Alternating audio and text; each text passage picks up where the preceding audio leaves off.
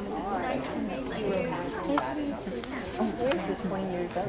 I mean, he's going to be in June. Well, good evening, everyone. My name is Kathy Carter, and I am a parishioner here. My husband David and I moved here about a year ago from Illinois, and have just loved every minute of being a part of Sacred Heart. When we first came, I was looking for a way to meet new people, connect, and have something to do, and I found Common Threads. And I have worked with many, many school districts in my former life and never found an operation like Common Threads. I was so impressed with the operation, and so I wanted to invite Jill Duban to come and tell us more about the operation.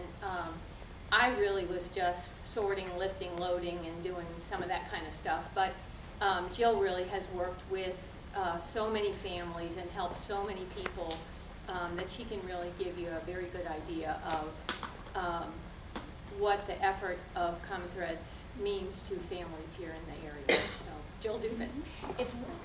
If we could clone her, I would clone her. And if we could hire her, I would have hired her because she saved my life many a times just by being there and having another person redirecting me, because I have so many balls up in the air and juggling so much that Kathy would go, okay, let's go back to what we were doing so that we can get it done. So y'all are very lucky to have her. I'm very jealous that she came over to y'all, but I still have her occasionally when I can woo her away. I started with the school district 10 years ago. I have my bachelor's from TCU, my master's from St. Louis University. And I initially started as being the parent involvement facilitator, which is I'm over all the volunteers in the district, which is PTOs, booster clubs, anybody that wants to volunteer in the district at every school all over the district. And then I had Common Threads. And at that point in time, it was just kind of something that Title I schools took advantage of. You actually had to be in a Title I school where you could take advantage of it. And I guess with my big mouth, or what it was, we just kind of started growing and growing over the years. And then I got hooked up with, I don't know if many of you know, called Convoy of Hope, which is a religious-based entity that was at the fairgrounds about 7 or 8 years ago that served Thanksgiving meals and a lot of other stuff out at the fairgrounds, like over 10,000 people. And so when recently, as of 6 years ago, their minister at Assembly of God, Deborah Prahota, came to me and she said, I would love to create something with you because I've been working with her, and how about, we got together and we were just like, because they do a lot of outreach with Taylor Ray, which is right across from them, and she said, let's do a big event. So we started calling it Hope on the Brazos. And so that's how these big events have started over the years, but we really just basically took in donations to help kids throughout the school district with clothes, gently used clothes, shoes. We didn't try to be in the shoe business, but they just kind of came to us. And then, my philosophy is whatever I get, I find a home for. So I'm kind of the black market of LCISD too. So if you have beds and stuff like that, I can always find a home. I don't really advertise that very much, but I've had furniture and I've gone to get furniture and to lift TVs and all sorts of stuff. I think I have a guardian angel with my dad up there, because I have gone to some places that I could hear my mother saying to me, do not go by yourself, and I did, and I was always very protected, so I always feel like that's the case with when I make these decisions to go help these families. We are in a big transition now with this flood and with things that we've started happening. I'm under a new department now, so I'm doing Common Threads and my volunteers at the same time, which is about over 8,000 district-wide right now. And so it's a lot, but with the flood kind of threw us into a tizzy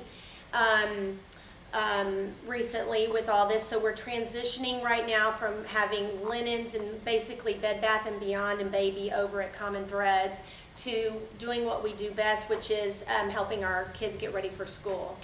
About 6-7 years ago, I think, I'm trying to think, my kids are juniors and sophomores in college. when they began to go into high school, they had to do what we have the service corps for high schools. And they did not have a place to go and volunteer, so I kind of created a volunteer program as well, a teen volunteer program. Mostly my kids and their friends and their parents who did not want them home all summer sent them to me, and then I had to wrangle them, and it kind of just developed. And you know, I never did really ask anybody if we could do this, but I just always thought it was a really cool thing that teenagers would be helping the very people that they sat next to. And it kind of opened up a huge avenue for dialogue and for addressing bullying issues and things like that that were starting to occur in our school districts, because the kids that would come and volunteer maybe wouldn't pass on those judgments so quickly to the kids sitting next to them who had maybe not the nicest clothes or the newest clothes. And you know, once my kids started doing these events, then I had kids that would go to my kids in the school and say, hey, I know a family, and can your mom help? And then, you know, and I would start it, the word just kind of spread with the kids on helping other kids. And you know, the confidentiality was never an issue, because I watched as kids would open up the conversation when they'd help a family, because literally when you come to Common Threads, my teenagers will take a family, they'll introduce themselves, and they take them through the whole process of getting uniforms, socks and underwear, toiletries, non-uniform clothing. Anything 6th grade on up is non-uniform clothing we take, and backpacks, school supplies, anything that we had we would give out, and they walk them through the whole process. And they, you know, my whole idea is to treat everyone with grace and dignity, because it's really hard for some people to ask for help. I've had bus drivers come in, and my very best volunteers coming to me in tears going, this lady's being really mean to me. And within talking with her in 5 minutes or addressing her child, you would find out that she's never had to ask for help, but she's a part of that working poor that's just not making it anymore. And that's what we're finding is, you know, you may not be in a Title I school, but you're also just making barely above the poverty level and getting all those uniforms and getting all those things in August. How do you qualify? You qualify by being in a Title I school, and you also get referrals from the nurse. So if you want to, you have a family that you know needs help, then they can go to the school nurse, or they can come directly to us. It's basically with a school ID, and that's what we're doing with the flood, because we've had, you know, most of the families that have been affected by the floods have been our families. So we're taking care of them, and I chose not to get involved with the BF Terry drive because we knew what we had coming at the end of the summer, which was helping all these families at that time. Now, I did it the old school way as well, though, because we got a ton of donations. I went to my families, knew where they lived, and dropped it off at porches, and they called us. And so we got it to the people that needed it, or to the people that were, I had a lady that was my drop-off point, and we just went and took flyers and said, if you need anything. We took everything in Spanish and English. We took everything from the internet. We put it in print, because a lot of our families do not have internet access. We felt like a lot of them were missing it. So we made up huge folders of mass information that was coming out.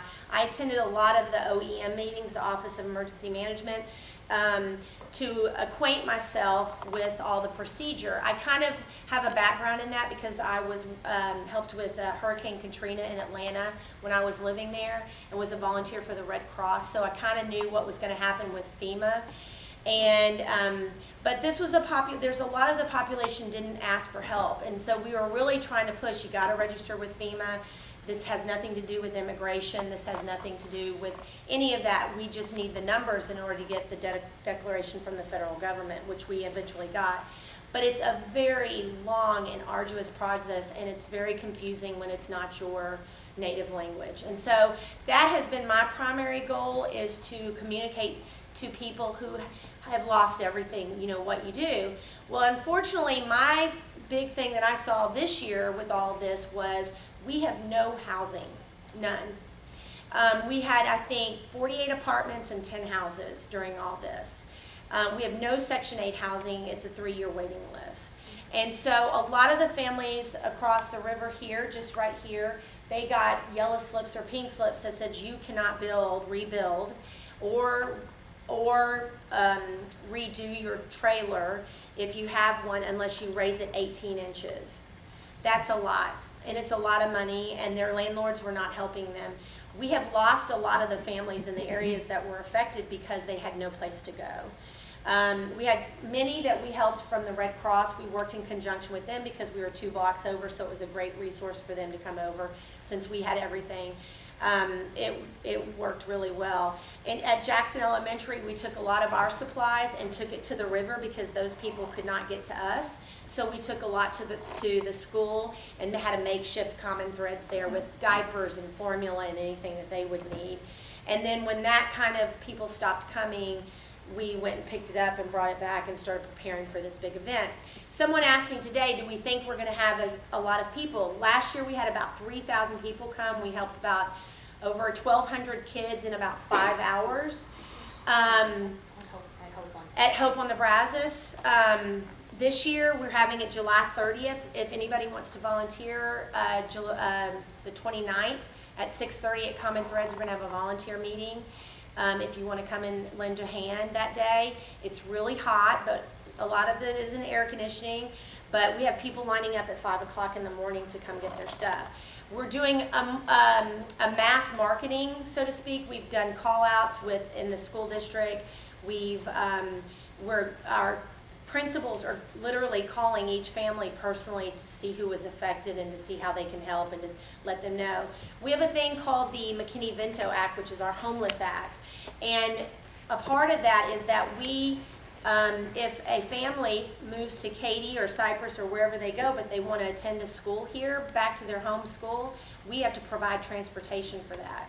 So that could be a lot of confusion at the beginning of the year when we're trying to go get families, at different places, kids at different places to bring them back to their home school. We're hoping that happens. We're hoping we have that because we want them to come back. We want them to stay with us.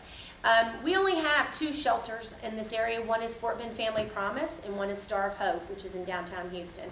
That is it. And the women's shelter, but that is for women who are escaping abusive situations. We have nothing else. So we have nothing in this area to counteract the amount of homelessness that we have now.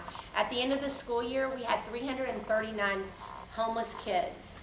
That means they can be doubled up with another family, they can be in hotels, they can be sleeping on couches, things like that. 174 of them had transportation issues where we had to provide transportation. They're expecting that to double by the beginning of the school year with all the melee that's happening with the flood.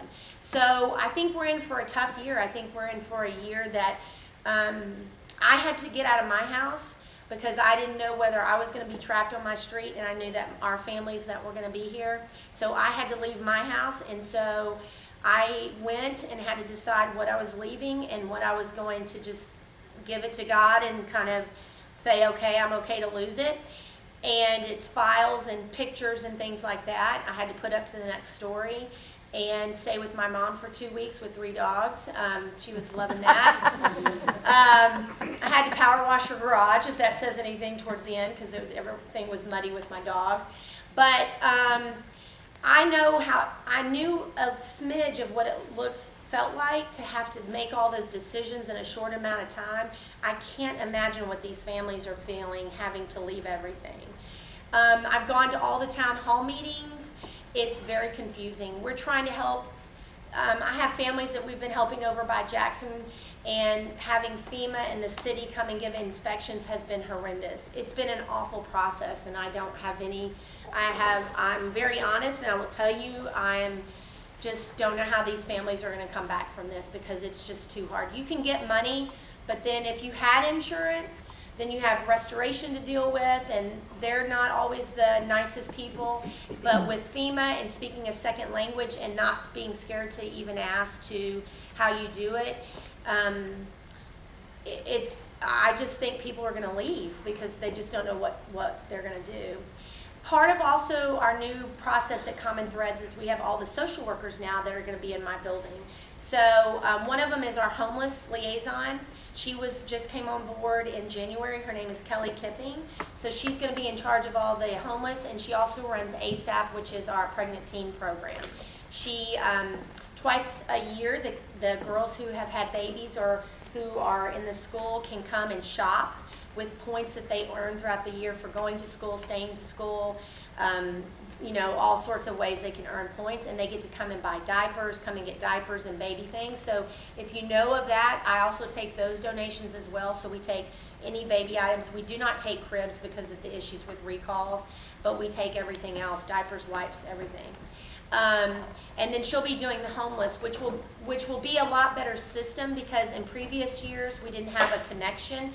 It was a family went to school and said if they were asked if they were displaced, is what we're using the word displaced, then maybe or maybe not, they would call the social worker. So we've kind of done a lot of changes with that. The social workers are now going to be called family support specialists, so that the homeless families and the displaced will not feel as on guard, and that we're not CPS. We're not going to call you because you're living in your car. We're going to try to help you get resources.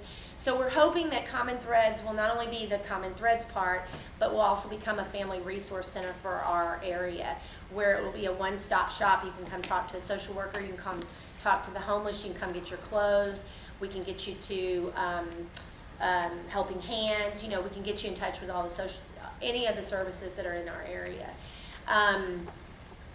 So the events that are coming up are July 30th for Hope on the Brazos, and anybody, I take kids like about, if you're coming with your families like 10 on up with your mom, but if not 13. Every day from 1 to 5 you can come and volunteer from Monday through Thursday. Come and fold and organize and sort. We're rolling a lot of socks and underwear right now. We have a specific, depending on what I get donated, because it's all free, so it's whatever I get in. And we are able to buy some uniforms, but I also take monetary donations for socks and underwear, for other things that we're able to buy. You know, we're gonna get, if it looks like a Christmas turkey or Thanksgiving turkey after everybody's sit down and ate my whole place, then I will be happy, because I know that I've served a lot of people. I will always get more stuff. So that's what we're hoping. We're hoping that the word will get out that what we do is such a great service, because it's not only low income and displaced families, but we also serve our special needs community within the school district. We serve our nurses. We have a pre-K center, and I cannot tell you how many pairs of shorts, socks, underwear, and tennis shoes that I take up there because of our little ones having issues remembering to go to the potty. So we fill those needs as well with all the nurses. We will, anybody, you know, kids at ALC that need uniforms that go there that have to wear a white top and black pants, we also serve those kids as well. So, and you know, the face of poverty is changing. It's not it's not someone coming in with, you know, clothes that are disheveled. I get my fair share of homeless people that know that I give out blankets and things that I save for my homeless that come by. But it's also people who are living in houses that are in foreclosure, that look like you and I, and that are scared and don't know what to do. My people that have been in the system, they know how to go to Fort Bend Social Services. They know what agencies serve. It's those lost families that are embarrassed to ask for help, the ones that I seek out, because they don't know how to survive in this world of social services. And so we really are going to work with the teachers, and we're going to work with the principals this year to kind of spread the word at Common Threads about what we do, and that it's free, and to please give to us and not to Goodwill, because we need your stuff. But we are very picky. We take gently used things, and if they are not gently used, then we will find a home for them, because our teenagers, as you know, are very picky. And so they will look and shop, and I think that's what's really great about Common Threads too, is we have an atmosphere that of dignity. It looks like you come in and shop like you're at a store. So you're not rifling through things, and you know, you're not having to dig or search or anything like that. And so I think it's a really good way to make sure that we honor these people who have courageously stepped forward and said, hey, I need some help, because it is our bus drivers, it is our custodians. When we have a family that loses their home to a fire, we step in, we help them get to Red Cross, our social workers step in. So it's I think this year, above any years, we're gonna really connect with a lot more people than we have in the past. And I'm really excited about that, because I really have an affinity for these single moms. I've been a single mom for 10 years, and it's there by the grace of God go I with these moms. And it's hard, it's really hard. And you know what we want to do too is to tie in the whole college thing when we have kids, because I have generational poverty. I'm seeing grandchildren now, I've been there so long. And I'm like, okay, you can't, so we're starting to figure out how to break that cycle of poverty. It's really hard, because some of the questions we answer are, my light bill is so high, how can I get help with it, or how can I, and it's a matter of us getting on the phone with the light company and managing how many pennies they're paying per wattage. They don't know how to do that. So they're astronomically paying at Mustang Apartments $400 and $500 electrical bills, because they're old and they're not, but they don't know how to do that, and nobody has told them how to do that. And like recently, at the end of school last year, we had a family right before, I think it was in April, that we got wind of, that was living in 2 cars in the Walmart parking lot. And they had a 2-year-old granddaughter, 20-year-old daughter, and a little girl at Wessendorf. And they had 3 dogs, 3 huge dogs, like husky shepherd mix. If my weakness is kids and dogs. So they called the right person, and it was right before a big cold snap, and so we were trying to get them in a hotel, but they don't take the dogs. The dogs were deemed service dogs, but 3 we really couldn't make alliances for. So I found somebody in the community who took the dogs for the weekend just to get them in a safe place. And it gets better. One of the dogs had a huge tumor, so I found a vet to say that this dog was very ill and needed to be put down, but they couldn't afford to put him down. So I found somebody to donate that. Well, then they wanted the ashes, and so we got some dog ashes, and were able to console them with that. And if you think about it, you think, oh my gosh, dogs at that point are their last, thing they should be thinking about. But that was their family. And the mom was very, she did not get out much. They were very savvy. They owned their own business at what time. They just got, down. And it's just, we met them at 6 o'clock. We stayed with them at the vet. We got the little girl clothes, and we kept her. We got her she was showering at a truck stop. A 13-year-old was. That's not safe. And so we got her to where she's showering at the school so that she can come in so kids wouldn't make fun of her. And so it's just little things like that people don't know what we do in the school district. But we have these angels that